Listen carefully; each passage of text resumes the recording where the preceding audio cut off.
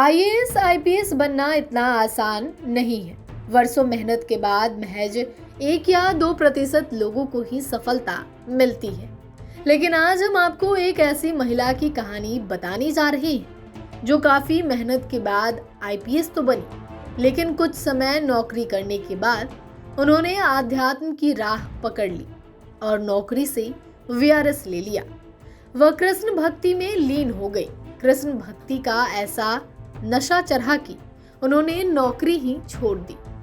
अब 20 साल पुराने एक मामले में जब सुप्रीम कोर्ट ने उन्हें बरी किया है तो वह एक बार फिर चर्चा में आ गई। तो चलिए बिना देरी किए हम आपको बताते हैं कि आखिर कौन है ये महिला आईपीएस अधिकारी। दरअसल इस महिला आईपीएस अधिकारी का नाम है भारती अरोरा। भारती अरोरा हरियाणा कैडर की आईपीएस अधिकारी थी। काफी मेहनत और पढ़ाई लिखाई करके भारती अरोरा ने वर्ष 1997 में संघ लोक सेवा आयोग की सिविल सर्विसेज परीक्षा पास की थी, जिसके बाद वह आईपीएस बनी।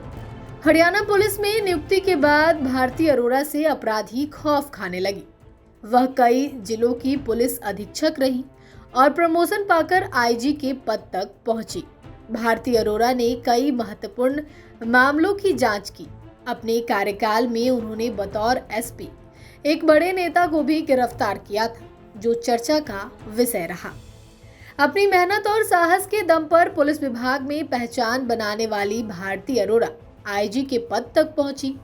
अंबाला रेंज की आईजी रहते हुए एक दिन उन्होंने ऐसा फैसला लिया जिसने सबको चौंका दिया। भारती अरोरा ने अपने पद से इस्तीफा दे दिया।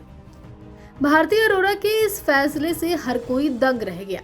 पुलिस महकमे में हरकंप मच गया। हर ओर इस बात की चर्चा होने लगी कि आखिर उन्होंने 10 साल पहले ही आईपीएस की नौकरी से रिटायरमेंट क्यों ले ली। कभी खाकी वर्दी में जगह जगह दौरा करने और अधिकारियों को आदेश निर्देश देने वाली भारती अरोरा ने 30 नवंबर 2021 को भगवा वस्त्र धारण कर लिया और कृष्ण भक्ति में रम गई। उन्होंने माथे पर चंदन का लंबा टीका लगाया और सांसारिक मोह माया छोड़कर आध्यात्म की दुनिया में निकल गई, जिसके बाद हर तरफ उनकी चर्चा होने लगी। बताया जाता है कि भारती पहले से ही भगवान कृष्ण की भक्ति करती थी और वर्ष 2004 से मथुरा वृंदावन जाती थी। हालांकि एक बार फिर से रिटायर आईपीएस भारती अरोरा चर्चा में आ गई। मामला सुप्रीम कोर्ट से जुड़ा है। भारती अरोरा को सुप्रीम कोर्ट ने वर्ष 2005 के एक narcotic drugs and psychotropic substance act यानी एनडीपीएस के मामले में बरी कर दिया है।